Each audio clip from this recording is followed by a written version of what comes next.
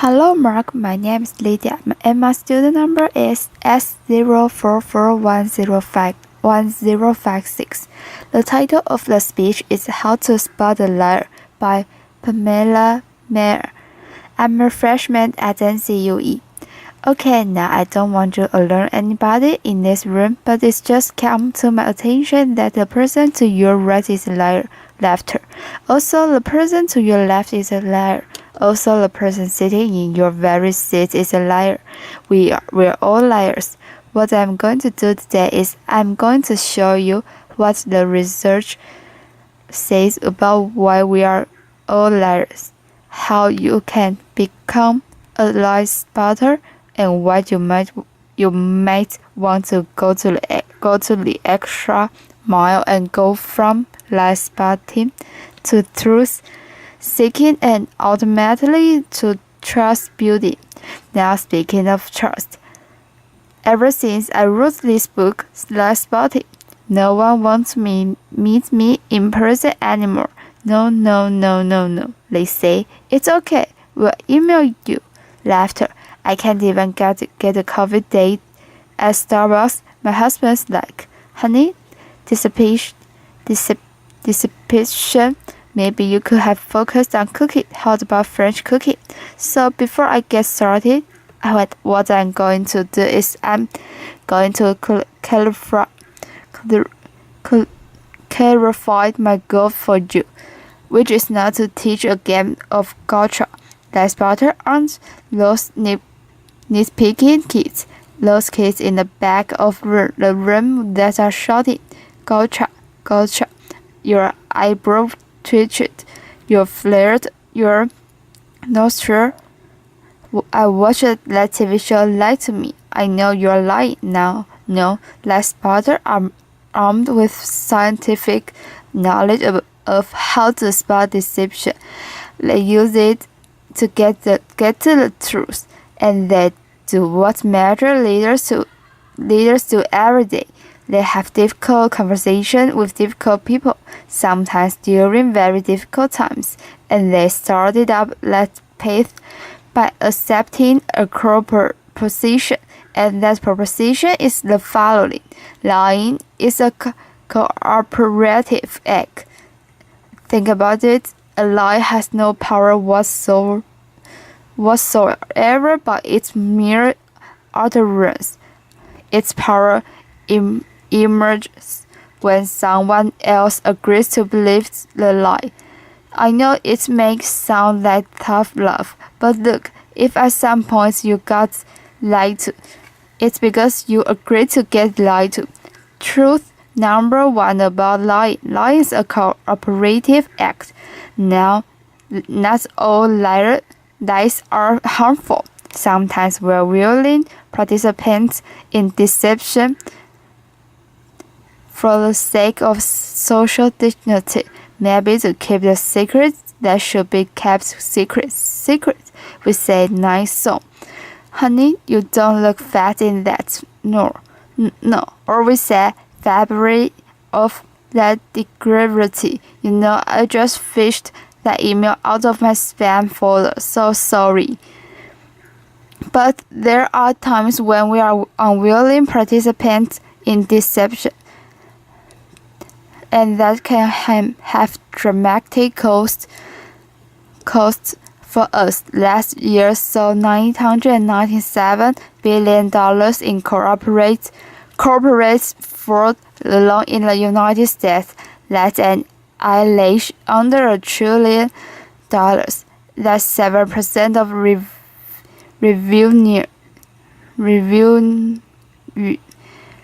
revenues. Deception can cost billions. Think Enron, Madoff, the mortgage crisis, or in the case of double agents and traders like Robert Hansen or Aldrich Ames. Lies can betray our country. They can compromise our security. They can undermine democracy. They can cause the death of those that defend us. Deception is actually serious business This calm man, Henry Overlander, he was such an effective calm man. British authorities said he could have undermined the entire banking system of the Western world. And you can't find this guy on Google. You can't find him anywhere. He was interviewed once and he said the following. He said, "Look, I've got one rule." And this was Henry's rule. He said, "Look, everyone is willing to give you something. They are ready to give you something for whatever it is they're hungry for." And that's the crux of it. If you don't want to be deceived, you have to know what is it that you are hungry for.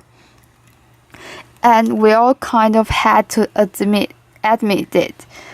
We wish we were better husbands, better wives, smarter, more powerful, taller, richer. The list goes on. Lying is an attempt to bridge that gap, to connect our wishes and our fantasies about who we wish we are, how we wish we could be, with what we're really like. And boy, are we willing to fill in those gaps in our lives with lies. On a given day, studies show that you may be lied to anywhere from 10 to 200 times. Now granted, many of those are white lies, but in another study, it showed that strangers lied 3 times within the first 10 minutes of meeting each other. Laughter. Now, when we first hear this data, we recoil. We can't believe how prevalent lying is. We are essentially against lying, but if you look more closely, the plot actually thickens. We lie more to strangers than we lie to coworkers. Extroverts lie more than introverts. Men lie at times more about themselves than they do other people. Women lie more to protect other people.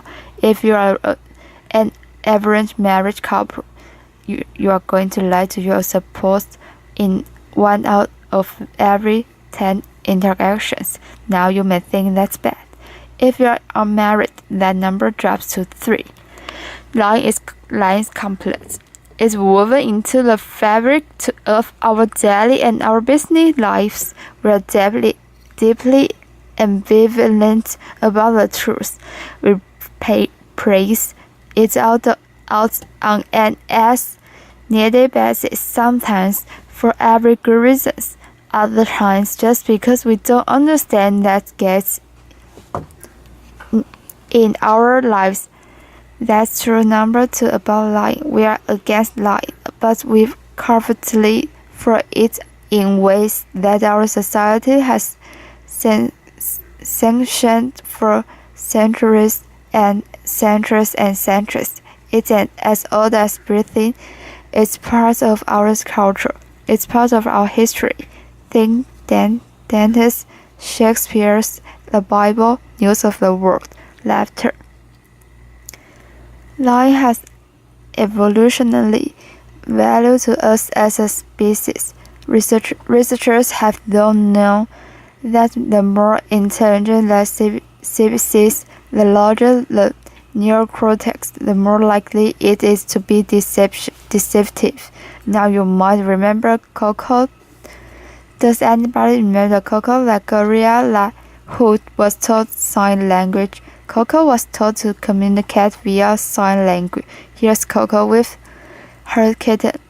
It's her cute little fluffy pet kitten. Coco once blamed her pet kitten for ripping a thing out of the wall. Laughter. We are hardwired to become leaders of the pack. It starts really, really early. How early? Well, babies will fake a cry, pause, wait to see who's coming, and then go right back to crying. 1-year-olds learn concealment. Laughter. 2-year-olds bluff. 5-year-olds lie outright. They manipulate via flattery. 9-year-olds masters of the cover-up. By the time you enter college, you are going to lie to your mom in 1 out of every 5 interactions. By the time we enter this world and we are breadwinner, we enter a world that is just cluttered with spam, fake digital friends, partisan media, ingenious identity thieves, world-class Ponzi scammers, a deception epidemic ensures what one author calls a post-truth society. It's been very confusing for a long time now. What do you do? Well, there are steps we can take to navigate our way through the morass train. Like Sparta gets to the truth 90% of the time. The result of it will only 54% accurate. Why is it so easy to learn? There are good liars and bad liars. They are not real original liars. We all make the same mistakes. We all use the same techniques. So what I'm going to do is I'm going to show you two patterns of deception. And then we are going to look at the hot spots and see if we can find them ourselves. We are going to start with speech. Video. Bill said, I want you to listen to me. I'm going to say this again. I did not have sexual relations with that woman, Miss Lewinsky. I never told anybody to lie, not a single time, never, and these allegations are false. And I need to get back to work for the American people. Thank you. Applause. Pamela Meyer. Okay, what were the telltale signs? Well, first, we heard what's known as a non-contracted Daniel. So this shows that people were overdetermined in a denial. Well, resort to formal rather than informal language, where we also heard distancing language. That woman, we know that liars will unconsciously distance themselves from the subject, using language as their tool. Now, if Bill Clinton had said, well, to tell you the truth, an original Nixon's fabric in our calendar, he would have been a dead giveaway for any less Sparta that knows that qualifying language, as it's called, qualifying language that further discredits the subject.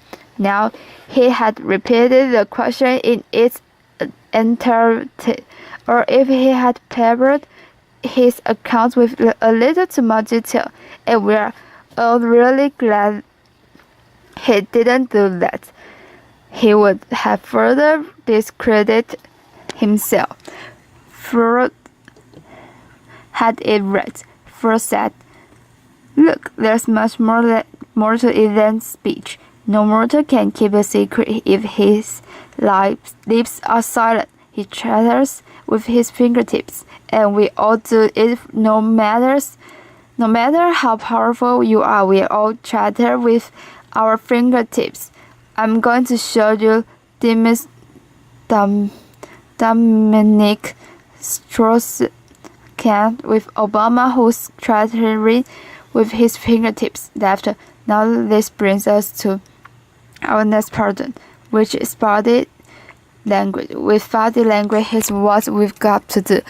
You've really got to just throw your assumption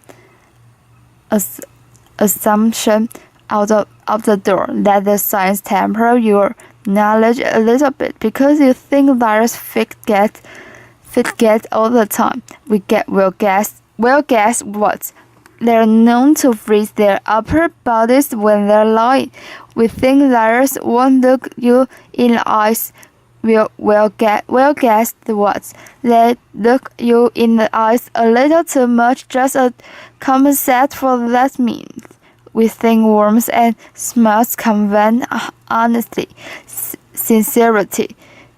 But a trained lie spotter can spot a fake smile a mile away. Can you all spot a fake smile here? You can cautiously contract the muscles in your cheeks, but the real smiles in the eyes, the crow's feet of the eyes, they cannot be consciously contracted, especially if you overdid the buttocks. Don't overdo the buttocks. Nobody will think you're honest. Now we are going to look at the hot spot. Can you tell what's happening in conversation? Can you start to find the hot spots to see discrepancies between someone's words and someone's action? Now I know it seems really obvious, but when you're having a conversation with someone you suspect, the deception attitude is by far the most overlooked by telling of indicators. An honest person is going to be cooperative. They are going to show they're on your side. They are going to be enthusiastic. They are going to be willing and helpful to getting you to the truth. They are going to be willing to brainstorm, name suspects, provide details. They are going to say, hey, maybe it was those guys in payroll that forged those checks. They are going to be infuriated if they sense they are wrongly accused throughout the entire course of the interview. Not just in the flashes, they will be infuriated throughout the entire course of the interview. And if you ask someone honest what should happen to whomever did forge those checks, an honest person is much more likely to recommend strict rather than lenient punishment.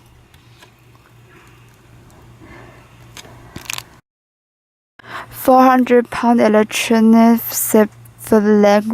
telegram through the door. Like Sparta rely on human tools they know. As someone once said, characters who you are in the dark. And what's kind of interesting is that today we have so little darkness. Our world is lit up 24 hours a day, and it's transparent with blogs and social networks broadcasting the buzz of a whole new generation of people that have made a choice to live their lives in public. It's a much more noisy world, so one challenge we have is to remember oversharing. That's not honestly.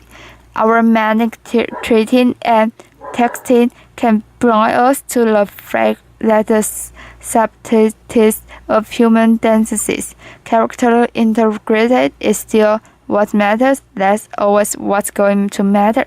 In this much noisier world, it might make sense for us to be just a little bit more explicit about our moral code. When you combine the science of recognizing deception with the art of listening, you extend yourself from collaborating in life. You start up that path of being just a little bit more explicit, because you signal to everyone around you. You say, hey, our world is going to be an honest one. My world is going to be one where truth strengthens and falsehood is recognized and marginalized. And when you do that, the ground around us starts to shift just a little bit, and that's the truth. Thank you. Applause. Now let's say you're having that exact same conversation with someone deceptive. That person may be withdrawn, look down, lower their voice pose be kind of herky-jerky. As a deceptive person to tell their story, they are going to pepper it with way too much detail in all kinds of irrelevant places, and then they are going to tell their story in strict chronological order. And what a trained interrogator does is they come in and in very subtle ways over the course of several hours. They will ask that person to tell that story backwards, and then they will watch the screenroom and check which question produced the highest volume of deceptive tales. What do they do next? Well, we all do the same thing. We rehearse our words, but we rarely rehearse our gesture. We say yes, we shake our heads no. We tell very convincing stories, we slightly shrug our shoulders, we commit terrible crimes, and we smile at the delight in getting away with it. Now, that smile is known in the chat as duping delight, and we are going to see that in several videos move forward. But we are going to start. For those of you who don't know him, this is presidential candidate John Edwards, who shocked America by fathering a child out of wedlock. We're going to see him talk about getting a paternity test. See, now if you can spot him saying yes while shaking his head no, slightly shrugging his shoulders. Video, John Edwards. I'd be happy to participate in one. I know that it's not possible that this challenge could be mine because of the timing of the event, so I know it's not possible. Happy to take a paternity test and would love to see it happen. Interviewer. Are you going to do that soon? Is there somebody? John Edwards. Well, I'm only one side. I'm only one side of the test, but I'm happy to participate in one. Pamela Meyer. Okay, those head shakes are much easier to spot once you know to look for them. There are going to be times when someone makes one expression while masking another that just kinds of leaks through in the flesh. Murderers are known to leak sadness. Your new joint venture partner might shake your head, celebrate, go out to dinner with you, and then leak an expression of anger. And we are not all going to become facial expression expert overnight here, but there's one I can teach you that's very dangerous, and it's easy to learn, and that's the expression of contempt. Now with anger, you've got to point people on an even playing field. It's still somewhat of a healthy relationship, but when anger turns to contempt, you're being dismissed. It's associated with moral superiority. And for that reason, it's very, very hard to recover from. Here's what it looks like. It's marked by one lip corner pulled up and in. It's only a symmetrical expression, and in the presence of contempt, whether or not deception follows, and it doesn't always follow. Look the other way. Go the other direction. Reconsider the deal. Say no, thank you. I'm not coming up for just one more nightcap. Thank you. Science has surveyed many more indicators. We know, for example, letters which shift their blink rates, point their feet towards an exit. They will take barrier objects and put them between themselves and the person that is interviewing them. They alter their vocal tone, often making their vocal tone much louder. Now, here's a deal. These behaviors are just behaviors. They are not proof of deception. They are red flags. We are human beings. We make deceptive flailing gestures all over the place all day long. They don't mean anything in and of themselves, but when you see clusters of them, that's your signal. Think, look, listen, probe, ask some hard question. Get out of that very comfortable mode of knowing. Walk into curiosity mode. Ask more questions. Have a little dignity. Treat the person you are talking to with reports. Don't try to be like those folks on Law and Order, and those other TV shows that promote their subjects in submission. Don't be too aggressive. It doesn't work.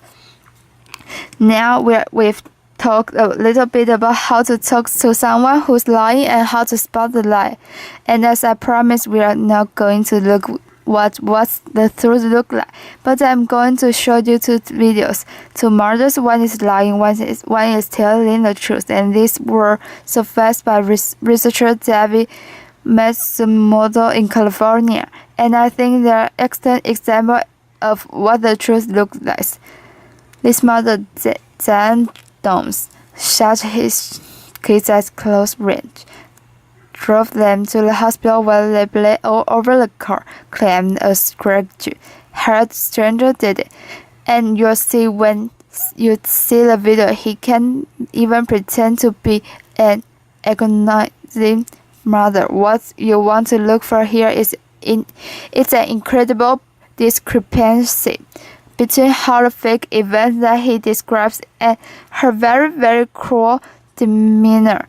And if you look closely, you'll see deepening delight throughout this video. Giant downs. And then when I close my eyes, I can see Christy reaching her hand out to me while I'm driving, and the blood just kept coming out of her mouth, and that maybe it's your fate too with time, but I don't think so. That bothers me the most. Pamela Meyer. Now I'm going to show you a video of an actual grieving mother, Erin Ronnier, confronting her daughter's murderer to torturer in court. Here you are going to see no false emotion, just the authentic expression of a mother agony. Video. Erin Ronnier. I wrote this statement on the 3rd anniversary of the night you took my baby. And you hurt her, and you crushed her, and you terrified her until her heart stops. And he fought. I know she fought you, but I know she looked at you with those amazing brown eyes, and you still wanted to kill her. I don't understand it, and I never will. Pamela Meyer. Okay, there's no doubting the veracity of those emotions. Now the technology around what the truth looks like is progressing on the science of it. We know, for example, that we now have specialized eye trackers and infrared brain scans, MRIs, that can decode the signal that our bodies send out when we are trying to be deceptive, and these technologies are going to be marketed to all of us as panaceas for disease, and they will prove incredibly useful someday. But you've got to ask yourself in the meantime, who do you want on your side of the meeting? Someone who's trained in getting to the truth, or some guy who's going to drag a 400-pound electron